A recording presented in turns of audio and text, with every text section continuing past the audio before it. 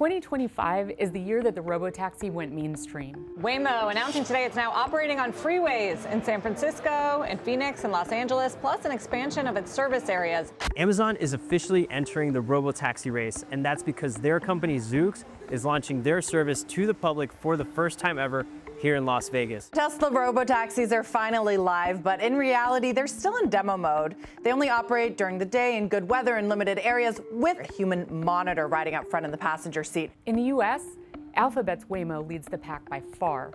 In May, the company said it had already provided over 10 million fully autonomous paid rides. And Waymo investor Tiger Global estimates that the company is now providing 450,000 rides per week. The service operates in the San Francisco Bay Area, Phoenix, and Los Angeles, where riders can hail a ride through Waymo's own app. And in Austin and Atlanta, Waymo's partnered with Uber to offer robotaxi rides exclusively through the ride-hailing app. In November, Waymo started taking passengers on freeway routes in San Francisco, Los Angeles, and Phoenix, marking an important milestone for the company and making certain trips quicker for passengers. Next year, Waymo plans to expand the commercial autonomous taxi service to a number of US cities, and it's also testing in London and Tokyo. Amazon-owned Zoox is still pretty far behind Waymo, but they have made progress, taking passengers who are members of the general public, not just employees. While it is not yet charging for the service, Zoox is aiming to start charging next year. In November, Zoox started allowing select San Francisco users to hail its driverless shuttles, which are custom-built vehicles nicknamed toasters. They offer face-to-face seating and don't have pedals or a steering wheel. In September, Zoox launched its free robotaxi service in Las Vegas, which is taking people around a limited route on the Las Vegas Strip.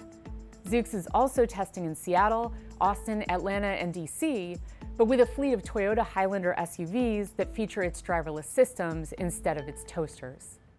And then there's Tesla. In June, Elon Musk's automaker launched a robotaxi-branded service in Austin, but the cars aren't exactly driverless. The Tesla robotaxis are 2026 Model Y vehicles equipped with the company's latest hardware and software. But for now, they include a human safety supervisor either in the front passenger seat or behind the wheel. Elon Musk says this might change soon, but he's been promising Tesla vehicles are just about ready to be upgraded to self-driving robotaxis for about a decade. We are expecting to have no safety drivers in at least large parts of Austin by the end of this year. This week, a Tesla exec shared a post on X showing a Tesla Model Y robotaxi apparently driving on public roads in Austin without any people on board. And Musk said that driverless testing in Austin is now underway. Tesla has also launched a ride-hailing service in the San Francisco Bay Area, which has a human safety driver in the driver's seat, but the company doesn't have permits required in California to operate an AV service here. Unlike competitors Waymo and Zoox, whose vehicles use a combination of radar, LiDAR, and cameras to navigate, Teslas rely mostly on cameras. After Tesla started its pilot service in Austin, the company reported to the National Highway Traffic Safety Administration that 7 collisions had occurred with its fleet, kind of a rocky start. NHTSA told CNBC Tesla is conducting ADS operations with a small number of vehicles with employees present in the vehicle. Musk said the Austin fleet size should increase to about 60 AVs soon, but that's a far cry from the 500 autonomous vehicles Tesla had been aiming for by the end of this year. Tesla also plans to make its purpose-built autonomous taxi, which it calls a cybercab, next year.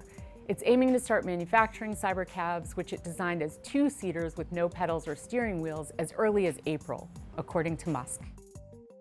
The San Francisco Bay Area can sometimes feel like a high-tech petri dish for autonomous vehicles and robotaxi services, so we went to check out what Tesla and Waymo are offering.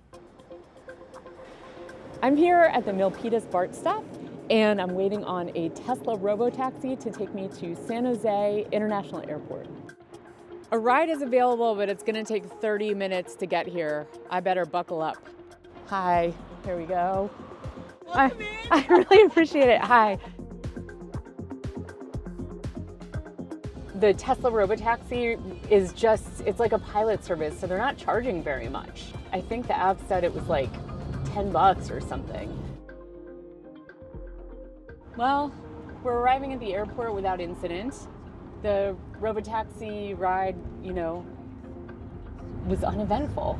So I guess that's what you want on your way to the airport during rush hour, right?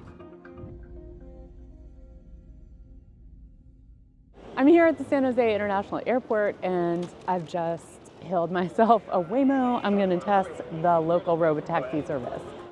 Unlike the Tesla robotaxi, the Waymo is going to get here in about 15 minutes, which is a lot better. And I waited almost 40 minutes for that Tesla vehicle. But the Waymo service area is more limited. I think it's because they're truly driverless.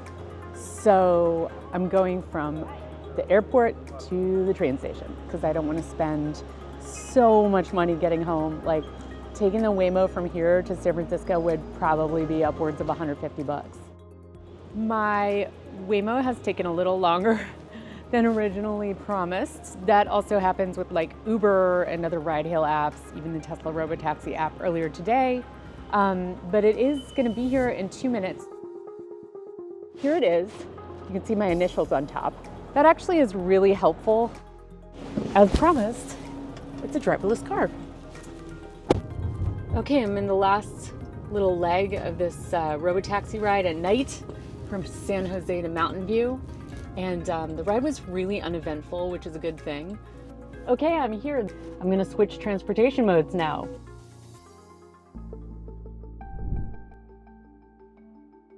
A number of startups are also still working on robotaxi development. Just to name a couple, you have Nuro partnering with the EV maker Lucid and May Mobility partnering with Lyft. Across the Pacific, China has really embraced robotaxis and established clear regulations for autonomous vehicle testing and operations. Search giant Baidu leads the pack with its Apollo Go robotaxi service.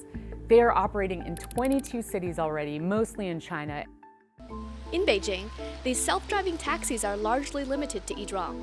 But in other Chinese cities like Wuhan, there are more than 1,000 Apollo Go robotaxis running across town. And Baidu says it's already making a profit on each car. As of October 31st, Baidu said its Apollo Go service had surpassed 250,000 driverless rides per week. To date, its cars had driven 140 million fully driverless miles. Apollo Go plans to expand internationally to Hong Kong, Dubai, Abu Dhabi, and Switzerland. Baidu has also announced Apollo Go is partnering with Lyft to offer autonomous vehicle rides in the UK and Germany starting next year. Meanwhile, Pony AI and WeRide, two other big contenders, are prominent robotaxi players in Asia. WeRide recently struck a partnership with Uber to bring its AVs to Abu Dhabi, another sign that robotaxis are becoming a pervasive option for travelers around the world. It remains to be seen if robotaxis will become the new norm. These companies are still battling consumer sentiment about everything from the safety of the vehicles to what this means for drivers' jobs. But this year, companies certainly showed there's real demand and a real business to grow from what used to be kind of fledgling driverless services.